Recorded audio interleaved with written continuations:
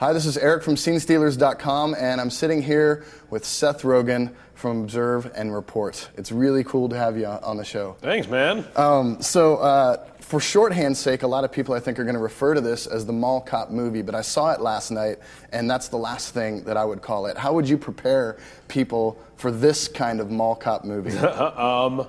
I would say it's kind of, when me and Jody talked about making the movie, we kind of talked about making like a comedic Martin Scorsese movie. You know, we talked about Taxi Driver a lot and King of Comedy a lot, and these movies about kind of these dark, disturbed guys who kind of see the world as a place that they need to fix, you know? And it's a real like 70s theme in movies. There are a lot of movies like that, and but they were all handled so seriously. And we thought, you know, a comedic take on that could be a really exciting movie to try to make, and that's what I would say it is. Quiere hablar conmigo, pero no lo entiendo, no sé en inglés. See, this guy did it. Well, what'd he say? I don't know, I don't speak Spanish. So do you think that Ronnie is like Travis Bickle? Is he God's lonely man? Is he on a quest to change things? I think he is. I mean, in a lot of ways, it's very similar, you know, and you know, there was kind of the taxi and Taxi Driver was kind of used as like, you know, the window through which he viewed the world, and it's kind of the mall in this movie is kind of the window through which I view the world, and it's kind of these like microcosms of society as a whole, and yeah, I mean, there's a lot of similarities, definitely. So the script, it seems like I read somewhere that it was a little hard to push the script through, and that you actually had to throw your weight around a little bit. A little bit. How was that? Like, you know, I know that Jody Hill, you guys were friends before this. Yeah, exactly. So we were able to have the very, you know, candid conversation about like what type of movie do you want to make? What type of movie are they kind of trying to get you to make? And what's the discrepancy between those two? And, you know, to us, you know, we'd rather not make a movie than make a bad movie, you know? It's not like we just have to constantly be making movies. So we just basically went into the studio and said, if you want us to make this movie, then it has to be this version, and if it's not that version, then we're more than happy to just not make the movie.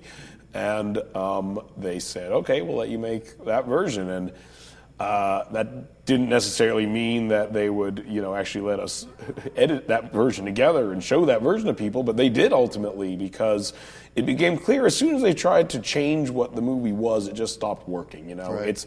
It's not a movie that is halfway what it is. It's a movie that's very committed to what it is, and to futz with that is detrimental in a major way, and they understood that. So even when you're playing a fringe character, though, you're still Seth Rogen. So do you think that having you in the lead role helped the studio through a little bit of that, so that they thought the audience would still like you? Or yeah, well, I think definitely they thought, this, you know, well, it's a cheap movie for one. I mean, it's a $25 million movie, so to Warner Brothers, that's not a whole lot of money. I'm in it, so to them that insanely add some kind of cachet to it.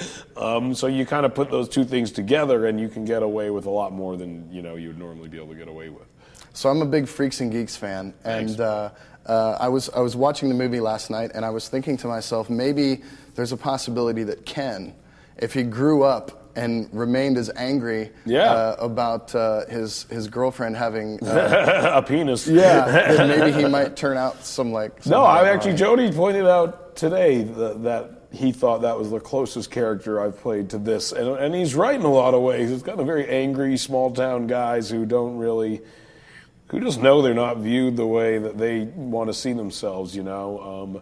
That's really I think that's a very strong, you know, feeling a lot of people have.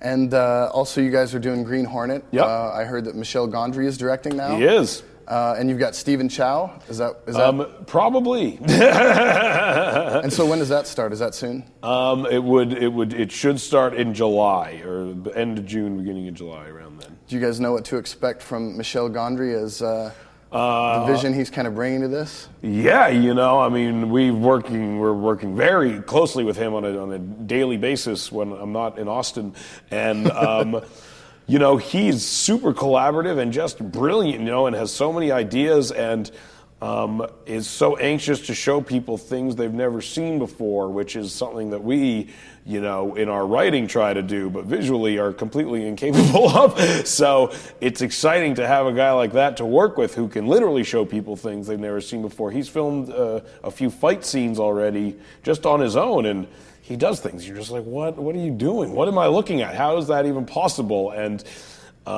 he just does them so simply. It's exciting to think like, wow, you give that guy $100 million. Let's see, really see what he can do.